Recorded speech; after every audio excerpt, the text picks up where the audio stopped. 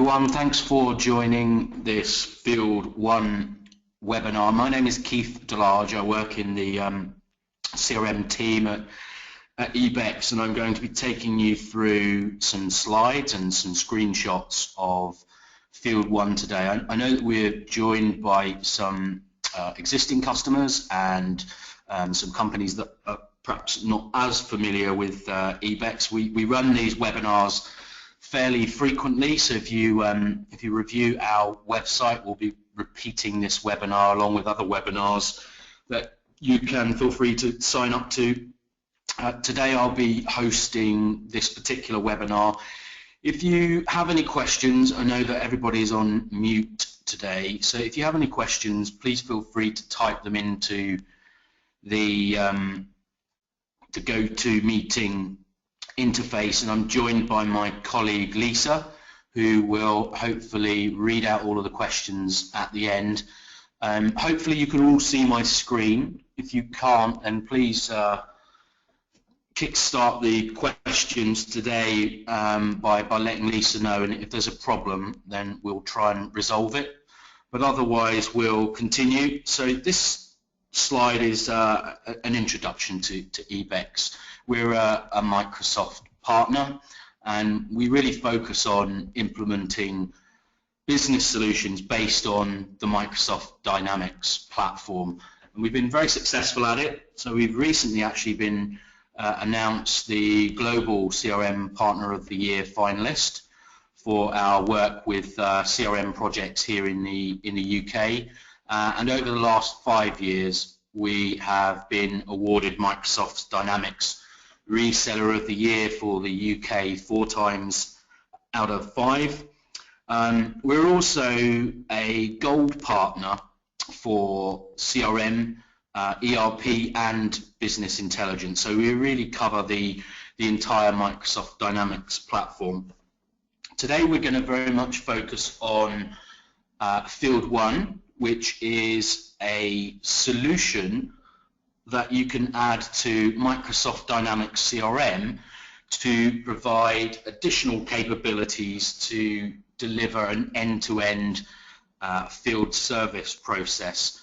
So FieldOne will provide additional capabilities on top of Microsoft Dynamics CRM, which manages your core customer-facing teams. So they would typically be your sales teams, your marketing staff, and your customer care or customer service teams. FieldOne really allows you to manage all of the back office and remote field service capabilities to support your field service requirements. So we can use FieldOne to manage products and stock, van stock or warehouse stock. We can use it to manage contracts that you would have with your customers, and to schedule work orders or jobs to go out and carry out the service jobs or emergency repairs to fulfill your service with your customers. So what we'll do today is to focus on the major areas of FieldOne. We'll start in the back office. For anybody that already has Microsoft Dynamics CRM today, these forms will be familiar, although we are looking at Microsoft Dynamics CRM 2015. So if you have a slightly older version of CRM, then the forms may look slightly different. But everything really in Microsoft Dynamics CRM begins with the agreement, and it's the agreement that defines the contract that you have with a customer, maybe for performing emergency repairs to a product that you've sold to that customer, or performing a regular scheduled service against a product or a service that you supply to your customer. So within Microsoft Dynamics CRM, we can define the agreements against your customer records that will ultimately determine the scheduled services that are taking place against those customers. And in this particular example, we can see that we have a service account as well as a billing account defined, so we can split out the invoicing for work, perhaps send that to a head office or a parent group company, but carry out the actual scheduled work against a known site defined against this particular customer agreement. Agreement may have a predefined period, so it could be an annual agreement or a quarterly agreement or a 3-year agreement, and indeed you could also associate a service level attached to that agreement, which may have an impact on the prioritization of jobs that get set up in the system. Once an agreement has been defined, we can associate an agreement schedule with that agreement, and it's this schedule that will determine the number of work orders or jobs that are carried out against that contract, how often they are created, how often those work orders are generated in advance, and whether or not we want the system to automatically generate the schedule for the work that's created as part of this contract. So we may have, for example, a preferred resource or a preferred start time for the work. So perhaps the warehouse or the factory or the shop floor is busy at predetermined times of the day or week. So we can use the agreement schedule to set up the most appropriate schedule for work orders to be created for this particular customer. So ultimately this will determine the contracted service and visits. Emergency repairs may get created in a different way, but that will be something that we'll pick up in future slides. So the schedule has some flexibility over the recurrence patterns that you can set against the agreement schedule. So you can come up with a simple schedule that you perform this work order with on a monthly basis or a quarterly basis or every 20th day of the month. You can also define your custom dates as well. So there's a lot of flexibility over how the work order schedules can be defined. A work order ultimately determines the service that you're carrying out and the resource attached to that service. So once the agreement and the agreement schedules are defined, the work orders may be automatically or manually created and assigned to the appropriate customer and the appropriate field service engineer or remote sales or service representative carrying out that work. So the work order will determine the type of service being carried out and whether or not there are any specific products or tasks or spare parts that need to be taken to the site in order to carry out that particular service.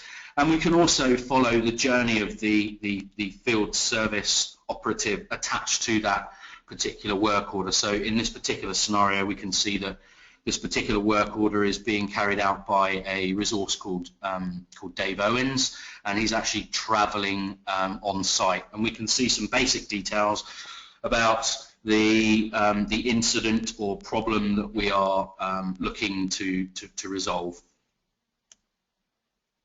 A work order can also be created manually in the system as a result of a customer calling in and registering a fault or a problem or a request for a service to be carried out. So in this particular example, a customer service operative, perhaps in a contact center, has taken a call from a client that has complained that of a broken gate post. So this case has been entered into CRM, and based on the agreement you have contracted with that particular customer, you may even charge for that work to be carried out. So we have some financial information on the right-hand side here, giving us an indication as to the total labour and material costs and our margin and profit for this particular work if we were to carry it out. So a case may also generate a job or work order in the system, and so this is how we would fulfill emergency requests or emergency repairs that come into your organisation, perhaps via telephone, email, or even a web portal. The customer account record will record all of the information about the customer. So this is just the standard Microsoft Dynamics CRM account record. But from the account screen, we will be able to jump into all of the related field service information, the open agreements, the related agreement schedules, and any existing work orders or cases, phone calls, emails that have come in from this particular client. FieldOne also provides you with a graphical schedule board that shows the work orders that have been generated for a particular day or for a particular week. And the schedule board is very configurable, so we can use the schedule board to display our resources horizontally or vertically, or we could use a map view to show the work orders for the routes attached to your resources on a map. So on the left-hand side of the screen here, we can see that the schedule board is showing a number of jobs. They're the coloured pins that are being carried out or are booked for today and are assigned to known resources. The grey pins show the unscheduled work orders. And what we can do as a back office user of the FieldOne system is that we can pick up any of those unscheduled work orders, those grey pins, and drag and drop them onto the schedule board to associate that particular work order with a resource that is perhaps nearby, located in the same area as a resource that's actually currently carrying out work with other customers. You can also create your own views of the schedule board. So you can see at the top of this particular schedule board, we have a view showing us the jobs associated with customers in the south of England. We've got a tab showing north of England. So we can set up filters as well, so that the back office have really good visibility of the resource utilization and any unscheduled work orders which need to be planned in either for today or for future days. From the schedule board, we can also print off an email driving directions if we are sending an operative to a customer that is not known to them. We can use the schedule board to generate turn-by-turn directions. But when we look at the mobile view of FieldOne in a moment, we'll see that your resources will also be able to get access to customer work order and site information directly on their tablet or smartphone device.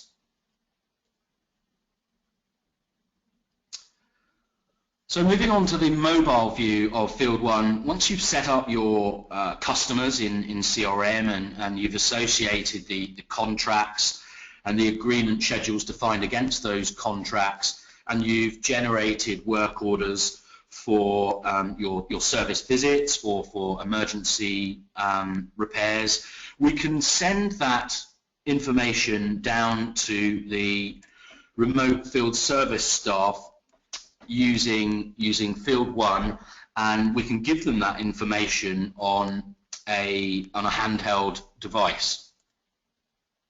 So this is the view of the work order schedules that are associated with a particular resource. So in this particular example, we are looking at the view for one particular mobile or field service engineer that's out in the field and that's perhaps synchronized overnight or first thing in the morning and has been assigned a number of work orders to carry out for this particular day. So on the mobile device, in this particular example, we're showing a screenshot of an iPad, but we can work with any device that you have within your own organization. So we can use Windows based tablets or smartphones. We can use Android tablets and smartphones as well as iOS or Apple devices.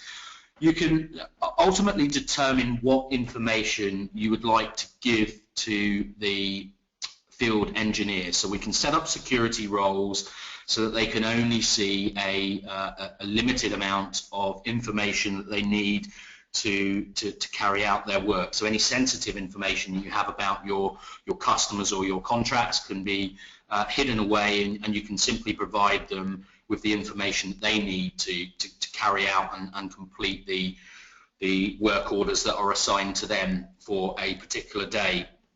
So this particular field service engineer may tap into that first job that's assigned for 1 p.m. and they can review some more detailed information about that job, and the first thing that they may actually do on their mobile device is to indicate their current status. So you can, all of this is completely configurable too, so we may give them a limited number of states that they can assign on their handheld device so that you can track the field service engineers and be given real-time updates as to their progress throughout the day, and deal with any work orders that are going to be delayed or need to be pushed back or assigned to an alternative resource. So this particular engineer has recorded the fact that he is traveling and en route to carry out the first job. If that engineer was caught in traffic or there was a major incident on the motorway, again they could change their status and the system could flag that in real time to the back office, or indeed we could have a workflow in the background. We could leverage standard CRM workflow processes so that we could contact the customer and make sure that they're getting appropriate updates and are aware that particular engineer may be slightly late in turning up. As I mentioned earlier, the engineer can also get turn-by-turn directions to the site, and that is just using the standard mapping capability of whatever device is being used. So that could be Apple Maps or Google Maps, or indeed Bing if they were using a Windows device. So the FieldOne client very much leverages the standard capabilities offered by the device, and that would include GPS capabilities so that we can actually track where that engineer is. It will include any card readers or a camera, barcode scanner, and of course the mapping software that comes baked into the mobile operating systems. The remote engineer can be given all of the information that they need to carry out that work, and they can also work offline. So if you are sending your mobile operatives to areas where the connection back to the internet is not as stable or as strong in other areas, then all of this information can be made available offline, and they can carry out the work, and they can consume parts or take photos of the work that they're carrying out, and then synchronize that information back to the back office at the end of the day, or whenever they get 4G connectivity or connect up to Wi-Fi. So the engineer, as we can see here, has all of the information needed to carry out the job that has been assigned to this particular engineer, including the work order summary. And the engineer can also interact with the work order. So in this particular scenario, we are inviting the mobile worker to enter the actual miles traveled, or the actual travel duration to get them to site. So you can ask for the engineers to fill in fields to help you summarize the work orders, the profitability of jobs, and obviously to help with the billing and invoicing of any work that's carried out. As I mentioned, we can leverage the existing capabilities of the handheld device. Most of them are touchscreen these days. Most come with a camera which will double up as either a barcode reader, so the mobile worker could take a part, consume a part from van stock, scan that from the mobile device, and that will also automatically be associated with the work order and perhaps billed at the most appropriate point against the customer's contract. The mobile worker could take photos either before, during or after the work that's being carried out and ask the customer to sign off on the work that's taken place. So if you do get a subsequent call from a customer saying that damage was unfortunately carried out whilst the job was in progress, we can go back and review any photos that were reviewed. We also have the ability to organise a set of tasks that the mobile worker needs to carry out in order to progress the work order and complete the job successfully and in the most appropriate manner. So in this particular example, we are showing a list of service tasks that the mobile worker can carry out in order to progress the work order successfully. Once the mobile worker has completed that particular job, so this was the first job on their planned scheduled route, the worker can change the status of the work order to completed and move on to the next job.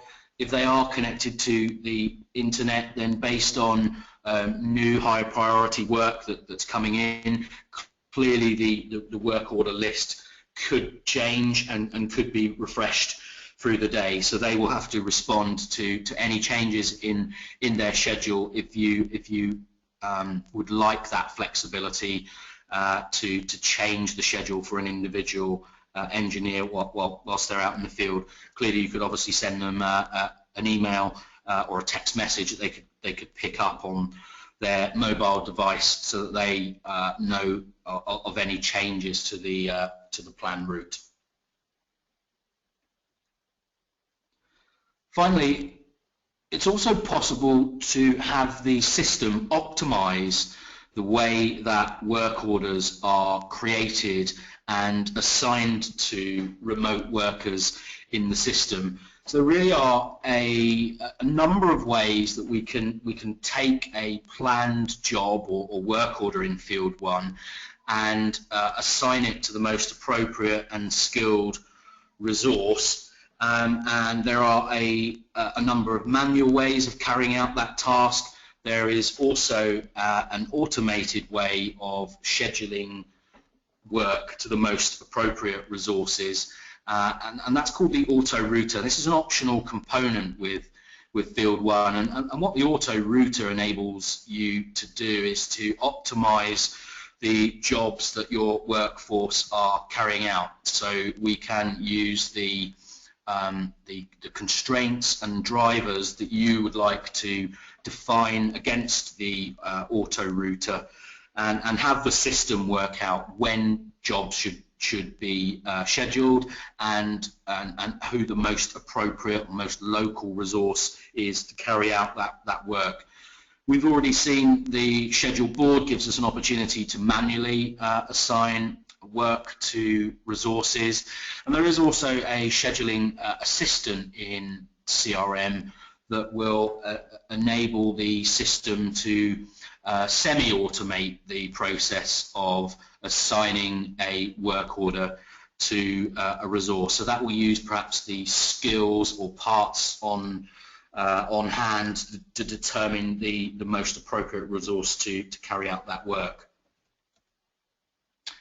With the Autoroute, the constraints and drivers are very much configurable, but here is an example of some constraints and drivers that you might use as a business to determine the most optimal way of assigning resources to outstanding or future work orders. So we can use constraints to dictate when work orders need to be carried out. So we had a screenshot earlier showing for one particular customer could only have a remote worker turn up at a particular time of day. So we can use time preferences associated with the contract. Each resource can have a set of skills associated with them, and these skills tie back to the work order types that we can define in FieldOne, and we can use the system then to ensure that only remote workers with appropriate skills can be assigned to individual work orders. And we can also use skills to be quite flexible about the workers that we want associated with particular jobs. So in the past, for example, we've used skills to record whether or not a particular worker is allowed to enter a congestion zone. So they don't necessarily need to be known skills that a worker has, perhaps certificates or exams they've passed, but they can really be anything you'd like to define to leverage the use of constraints to determine the most appropriate resources for a job. We can also associate territories with customers and with remote field workers. So it may be that you would like to enter a constraint that only a worker that is associated with a particular territory can carry out work against customer records that are associated with that same geographical area. So these are optional constraints and drivers, but they're good examples of constraints and drivers that some of our other customers have used. So drivers may include wanting to reduce travel time and mileage. So it may be that you're trying to squeeze in as many jobs as you can in a day, but reduce the traveling between those jobs so that the workers can carry out as many jobs as possible, and you have a lower cost associated with fuel and depreciation on the vehicles that they're using to get to the work orders that are assigned to them. So we saw earlier on, against a particular customer agreement, that we can use preferences to determine the most appropriate resource for a particular job. So that could be a preferred mobile worker, it could be a preferred start or end time for the work order to be carried out.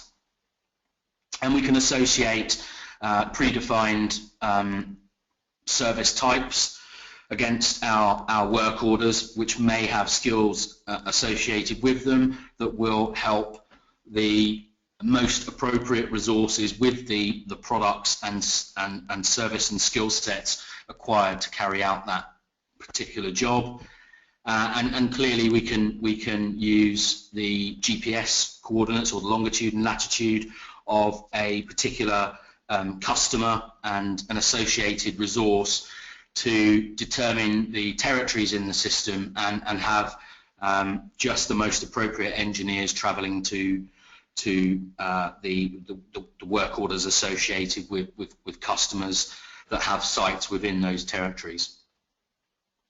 Once the Autorouter has carried out the optimization of the work orders that you have in the system, and that would be a combination of those predetermined service jobs that are associated with the agreements and agreement schedules you have defined with your customers, but also any emergency jobs that come in ad hoc from customer contacting your customer service agents. The router will then do its best to organize the work based on the constraints and drivers that you have set, and it will split the work across the resources and try and increase the resource utilization as much as possible, or you may of course want to use that as a constraint as opposed to a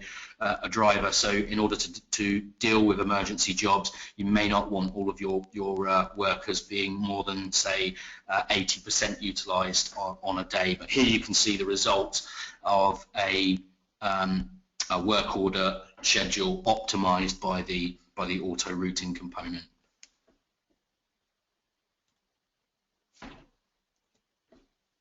Well, that's the end of the presentation. If you have any questions, and I can see that some of them have come in during the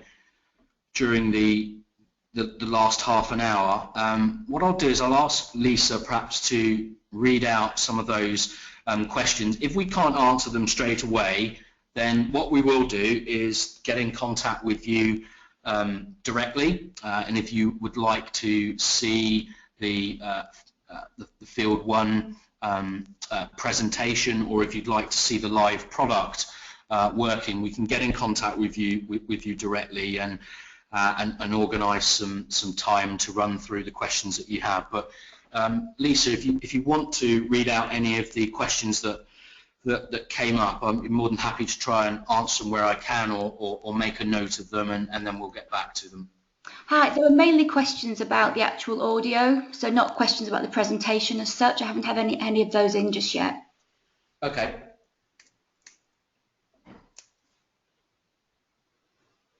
Let me I will check the...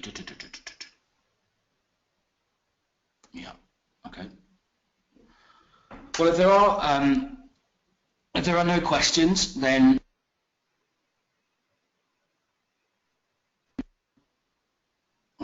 apologies, I got muted there for a second. If there are no questions today, then please feel free to contact either myself or Lisa or your account manager if you can think of any questions later on.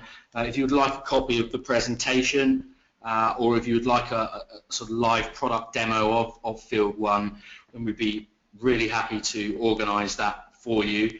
But thanks ever so much for attending this webinar, and hopefully we will speak to you soon. Yeah, Keith, sorry, just before you go, I've just had one question in, just at the very last minute. Does it work with Salesforce? Question from Stephen. It doesn't, no. It's a Microsoft Dynamics CRM only solution.